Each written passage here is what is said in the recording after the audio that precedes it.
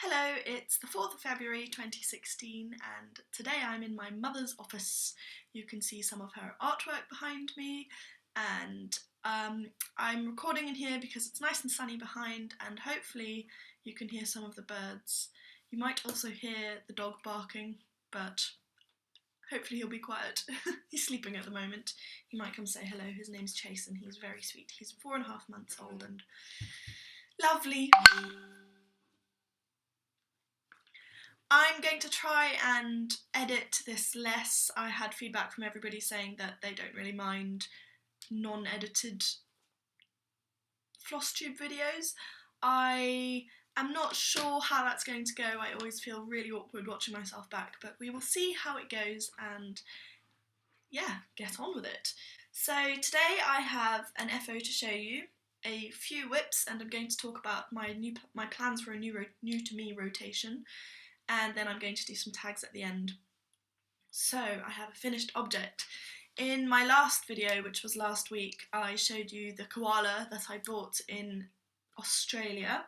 Well, that bookmark is now finished.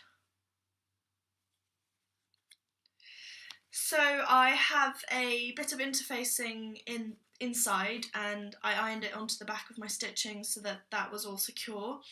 And then I just did a simple stitch along this edge. I turned it inside out, sewed it up, and then turned it back the right way around, and it's done.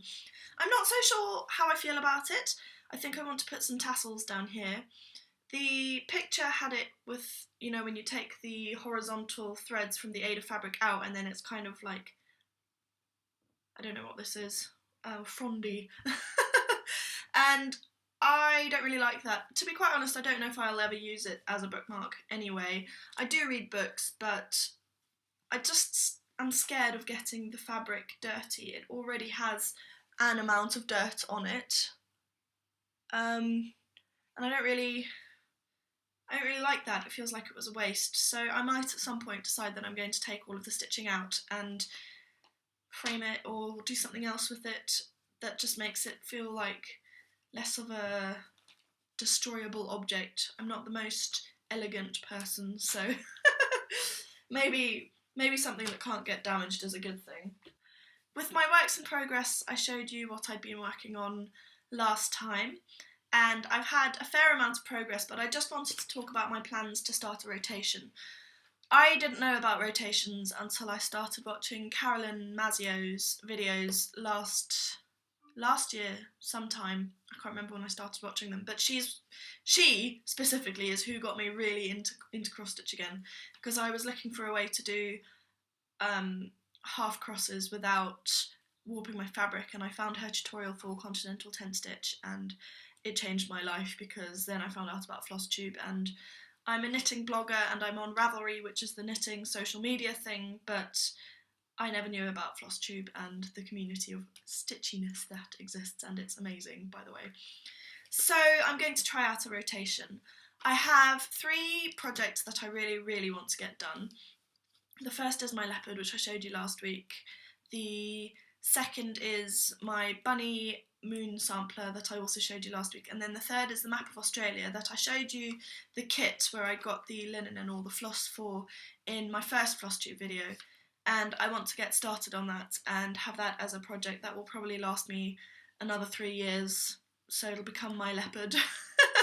But I want to get that done because I feel like it's, you know, I've got all the floss, I've got fabric, and the longer I wait, the further away my trip to Australia is going to be, and the less I'm going to remember as I'm stitching that particular project. So my rotation until the end of March will be week 1, the leopard, week 2, the bunny moon sampler, week 3, the Australia map, and week 4, back to the bunny moon sampler. And that will be February and March. And the reason I'm doing it that way is because I have to finish the bunny moon by the beginning of April, because I have to post it to New Zealand. So I need to make sure that I can get it done in the time I've got left, and having had a look at what I have left, I have quite a lot left to do. So that will be the rotation until March. And then I have a few smaller projects which just sit in my handbag and I work on them when I'm out, but they're not, you know, they don't really need to feature as part of the rotation. I just want to do that with my big projects. after March, I'm going to start working on the leopard twice a month. So that will be week 1 and week 3 will be the leopard. The Australia map will go from week 3 to week 2. And then week 4 will be a new start. I have a number of Heaven and Earth designs that I've downloaded. I have so many patterns in my stash. I have very little floss. I have quite a lot of fabric, but patterns take up the majority of the stash. So I'm going to go pattern diving and decide what I'm going to do. I have a kit which is the cottages of, or the houses of Arrowtown, which I bought in New Zealand. I have a few other kits that, off the top of my head, I can't remember which ones they are. Maybe I should do a flash my kit stash video. But I need to work on that and decide what I'm going to do. So that will be week 4. And then that will be going to, hopefully, the middle of September. I'm hoping to get the leopard done by the middle of September, but if I can't, there's still a lot to do on it, then it'll probably stay like that until the end of this year, because if I can't give the leopard to my brother for his birthday, which is at the end of September, then I will want to give it to him for Christmas, and so I'll have to get the stitching done by the beginning of December so that I can get it framed. Breathe, Corey. Part of the reason I like my videos to be really short is because my internet is absolutely rubbish. So it takes days to upload videos. So that's why I try to make them fairly short, and it's probably why I'm talking so quickly. Need a drink. The reason I don't have music in this video today is because I can hear the birds and the guinea fowl in the field behind me. I don't know if you can hear them, but if you want to find out more about the farm that I live on, I did do a video that is life on the farm, a day on the farm. It's not a big farm, it's not a working farm, we just kind of are hobby farmers. So we have a small flock of sheep and a small flock of farmyard birds, and you can hear them all. So, my whips properly this time. So I'm going to insert a photo of the leopard as it was the last time you saw it, which was last week. And I'll take the pattern off. This is it now. You can see that I have done loads. So last week all I had done was this, the main leopard bit. So I've done all of this, and the majority of it is continental tent stitch. Some of it are cross stitches. And oh my gosh, it looks beautiful. I really, really like it. I feel so much love for this project. It'll keep going till about here. I'm nearly done on this section at the top, and then that will be the width of the piece, and it'll go down. And as you can see, it is really quite a big piece. So I have a lot to do. And yes, I have been really, really, really enjoying it. I went to London. My boyfriend lives in London, so I went to London this weekend and spent the weekend with him. Didn't spend that much time talking to him because I was cross-stitching the whole time, but we watched The Martian and I got loads done. So I have 48 sections of my pattern left. If you want to know about the way that I section my patterns, then that's in a previous video, link down below. And this is number 5. I'm working on number 5 and I have 48, so I have so many left to do. Obviously, because there's the bit where the leopard already is, there are a few sections that I'm actually just going to have, just going to be able to cross off, but I haven't gone through and figured out which sections are already done, because that felt like too much preparation. Be a nice surprise. I've tried to schedule my sections accordingly, so I've kind of guessed where those sections are and scheduled more for that week than I would have done otherwise. And so until the end of May, I will be doing 4 sections a week, because that's either sections which are already part done or really, really little ones. The one at the end is like 10 stitches wide. And then from June to the end of August, the way that the schedule goes at the moment, I'll be doing 3 sections a week, unless there's one of the little end ones, in which case that's 4 sections a week. And I've scheduled it the way that I have done, using those numbers to be ready for framing by the beginning of September. I do not know if that's going to happen. We don't know what's going to happen with life. I am a freelance worker. I'm self-employed. I'm also looking for part-time work, so I could have effectively 4 jobs by the time we get to that point. So we will see what happens, because cross-stitch is my leisure craft and knitting is my job craft. So, you know, you never know what's going to happen. Okay. Oh, no, I did. I had other things to talk about with the leopard. So I use a Janlin seat frame. I use an Elbacy seat frame to hold my hoop in my lap when I'm working. And I like it to be really, really tight, because then I can make sure that it doesn't shift while I'm using it. Where's it gone? I have this really cool little gadget called a Twizzler, and I'll put a link to that down below. I bought it from Amazon, I think. And it allows you to tighten wing nuts a lot, like more than your fingers can cope with. I don't know if you can see what I'd managed to do there. I cracked it. So I'm going to see if I can wood glue it together and maybe put a plumbing ring round here so that it holds it together, but at the moment I can't tighten it as much as I'd like to, and it's really annoying because this is just kind of floppy, and actually the benefit of having the stand is kind of gone. I can still stitch two-handed, but not as much as I'd like to. I do have a floor stand somewhere that I need to dig out, but that was really disappointing. The other problem I've been having with the leopard this week, and this really, really gets my goat, I can't really describe it, is this. What is this? I know that thread organisers are really, really helpful and good and, you know, nice, but this is really getting on my nerves. I have to untangle this every time I stitch, because I wrap all of this up like this at the end of a stitching session, and then I put it in my bag, and then the next time it comes to it, I take it out and it's all tangled again, and it's really irritating me. I am to the point where I'm considering just putting it all on bobbins, because it's getting on my nerves so much. How do you deal with that? How do other people deal with that? Because the thread organisers are really good in principle, but in practical use I find it really, really annoying. So if you have any ideas on how I can deal with that, I would really appreciate knowing about them, because maybe that will stop me going crazy slightly more. Okay. Breathe, Corey. Right, number 2. So this is the Bunny Moon, and I'm calling it Bunny Moon because I don't know what the actual name for it is, and the previous progress is here, and this is the progress this week. Nothing's changed.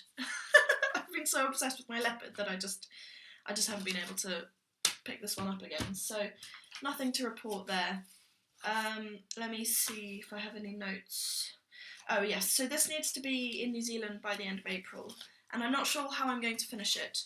I initially thought that I would frame it, but that would have involved posting it to New Zealand to my cousin and then getting him to iron it and then take it to a framer to get framed, and I just don't feel comfortable with that at all. It's a baby sampler, so I guess it will go on a wall in a baby's room.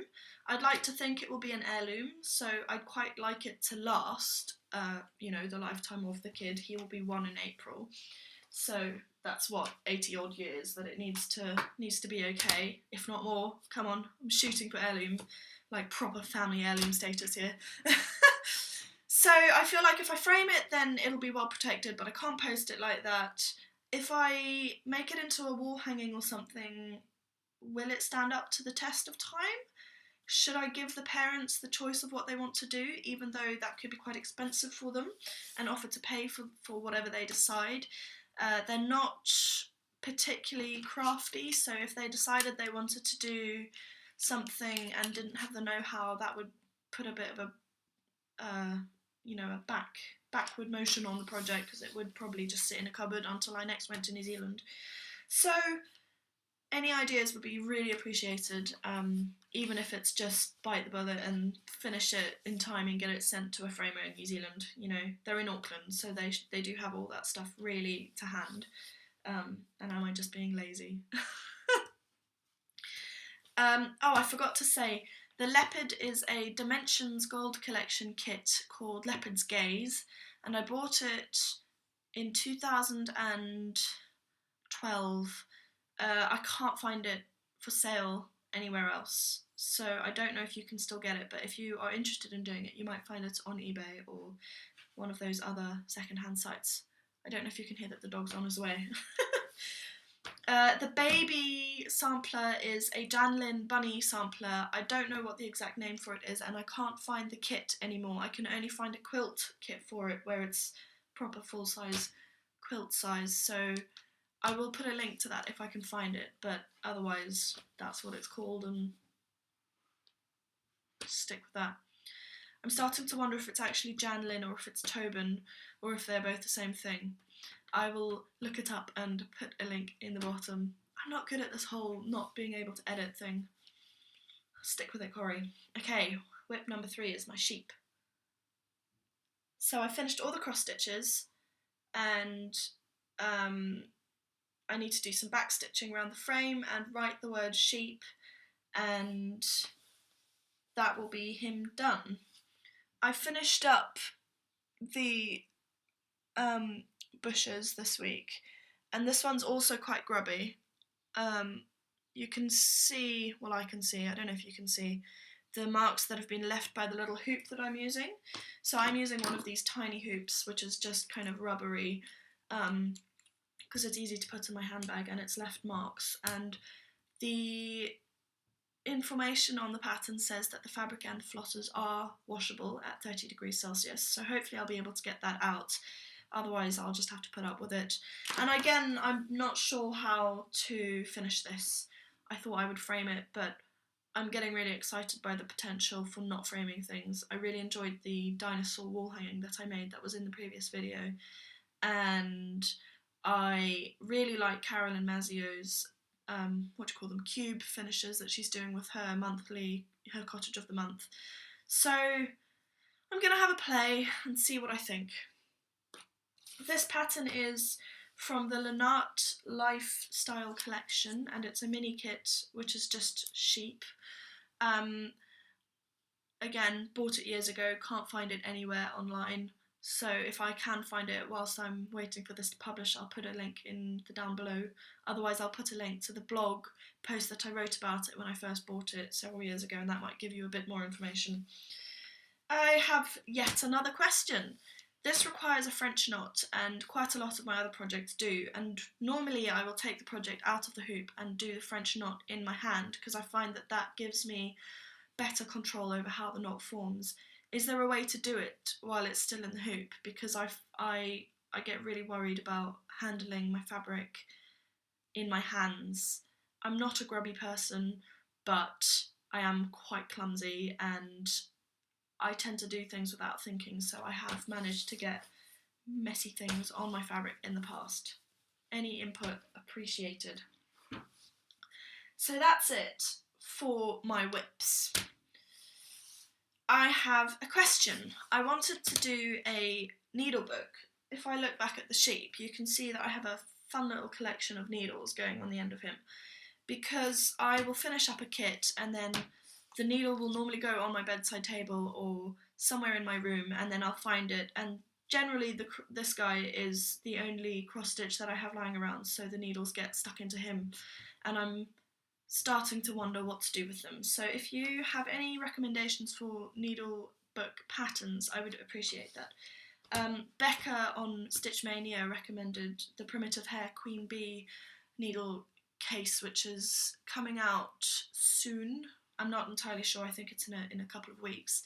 And I really like that, but I don't want to just go with the first thing that I see. I probably will end up going for it, but if you have any recommendations, I would really appreciate seeing those.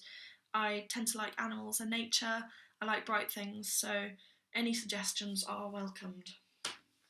I thought I would do some stitchy tags now, because I kind of jumped into FlossTube without really introducing myself. I've been blogging as a knitter for a really long time, and I have a knitting podcast as well, so I just kind of assumed that people on FlossTube would know who I was. Wow, that sounded big-headed. So hi, I'm Corrie, and I live in Devon in England on a farm, and I'm going to do the general stitching tag, which was posted on the 9th of November by Joe and Molly, and there's a link to their video in the box below. So question 1, how often do you stitch? Once a month, weekly, daily. How long is your typical stitching session?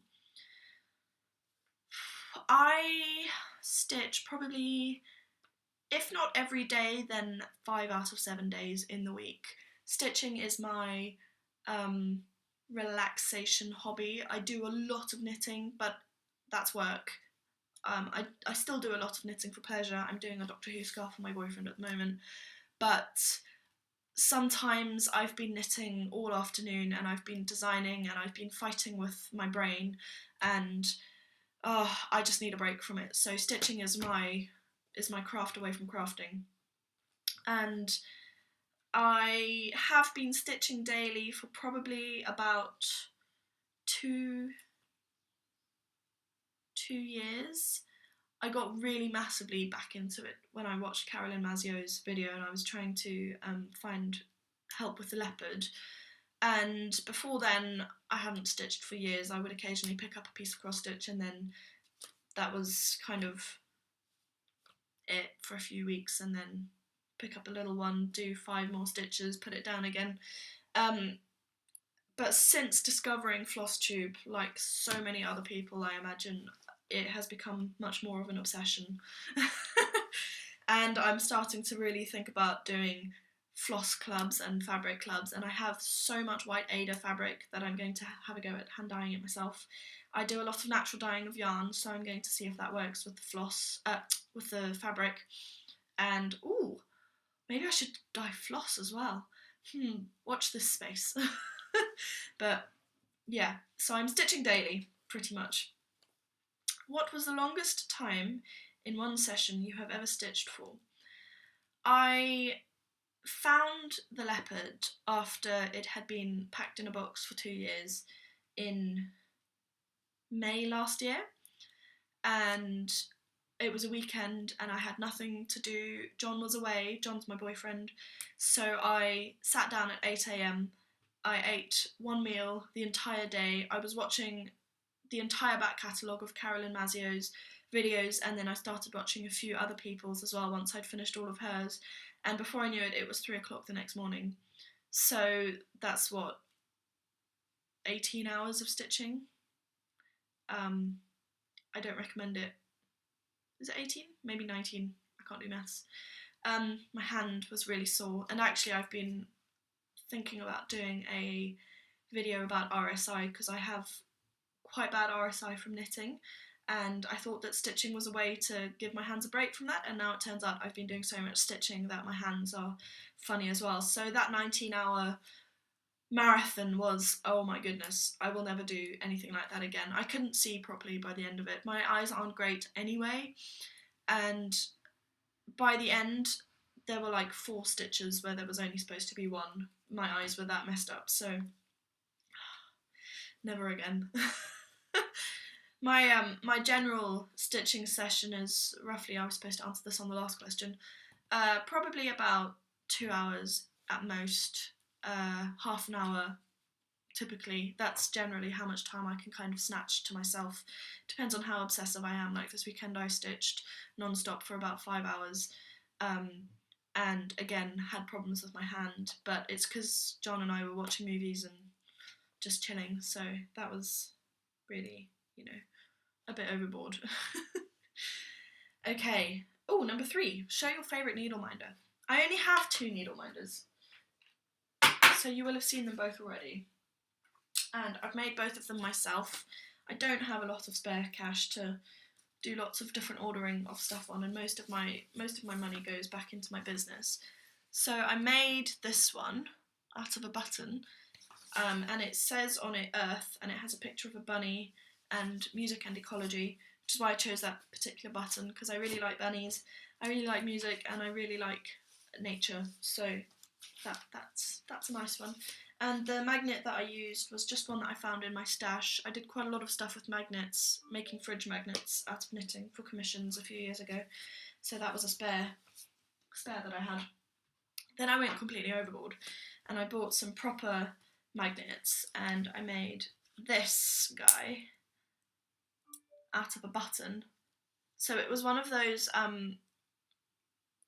it had a loop on the back. I don't know what that kind of button is called. Anyway, I cut off the button and I stuck two magnets. This is a neodymium magnet, really strong, ridiculously strong. Like, can't, oh, ow, stabbed myself with a needle. Can't get them apart sort of thing. So, that guy, little penguin. I'm obsessed with penguins. I would like to increase my needle minder stash, but I have quite a lot of spare magnets left. And I have a huge button stash from my knitting, so I don't mind making them myself. I really love some of the bling ones that everybody has, especially Katie, the stash queen. Wow, talk about inspiring. Okay, what does the way you stitch say about you?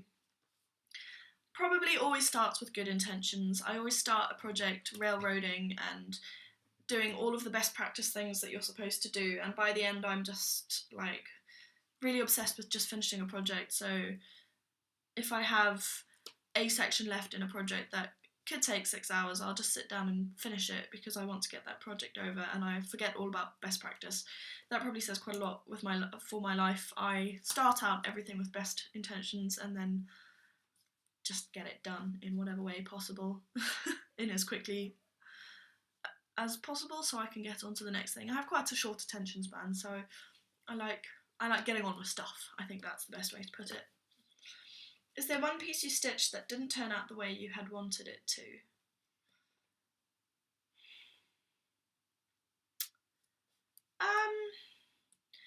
The first piece that I showed you last week, the Newton's Law, What's It All About, I didn't manage to finish it because I lost the pattern.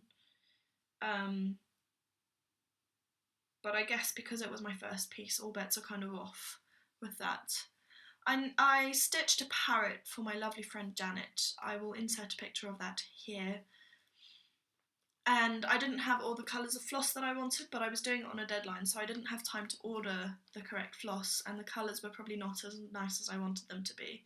So I would probably have preferred that I just waited and it was a bit late as a present, but at least it was the colours that I really liked. But, you know, I try not to regret stuff too much. I feel like if you obsess too much about the things that went wrong, you'll always feel like you failed, even though you could have potentially achieved quite a lot. So hopefully that doesn't bother me too much. What do you find the easiest thing or type of pattern to stitch? I like things that are full coverage. I'm struggling with the Bunny Moon Sampler at the moment because it's not full coverage and I can't really deal with the white space. I can't be dealing with that. Maybe if I had custom dyed fabric I would feel better about it, but as it is at the moment, not too chuffed with that. I've not used the word chuffed for a really long time. Proud of myself. So full coverage I really like. I don't mind backstitch too much. I don't really like French knots. I think that's probably more a practice thing than because they're very difficult. I haven't tried many specialty stitches. I would like to try some of them, but I don't know how easy they would be. So yeah, full coverage and just kind of a mixture of tent stitch and full cross stitch, and I'm happy. I love that. So I don't know if that really answers the question, but we'll go with it. Are you planning on starting a new piece in the next year that you would consider a challenge? No, but maybe I should. Maybe I'll come back to that one. Maybe I'll have a look through my stash and decide. What was or is the best stitching product you were enabled to buy? My hoop frame, probably. That's a really lame answer. This guy. I used to use those square frames where you kind of put the frame together and then staple your piece onto it and then you can do the whole piece in one go. And I did that because I was given some advice by somebody who was basically like, you should never, ever, ever use a hoop on your cross stitch because it leaves marks on the fabric and you have to iron it out. And I didn't really know much, and she seemed like she was the oracle of cross stitch, so I stopped using hoops. And then I decided that I was actually really sick of that, and somebody suggested to me that I got a hoop that was big enough that I could keep one section kind of flat at the same time rather than using something ridiculous like this, which is so small it does leave lots of marks on the fabric. And I haven't looked back since, really. I really like my hoop, it's nice and portable. What I would really love is a scroll frame. I got a phone call, so I had to cancel. I would like to try scroll frame, but for now my hoop really sorts me out, and that's all there is to it, really.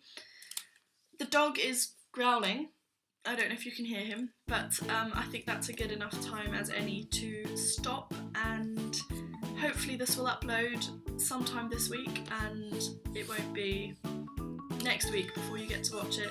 I really hope you enjoyed it. If you did, I'd love to see comments, and yeah, I hope you have a wonderful stitchy day, and I will see you next time.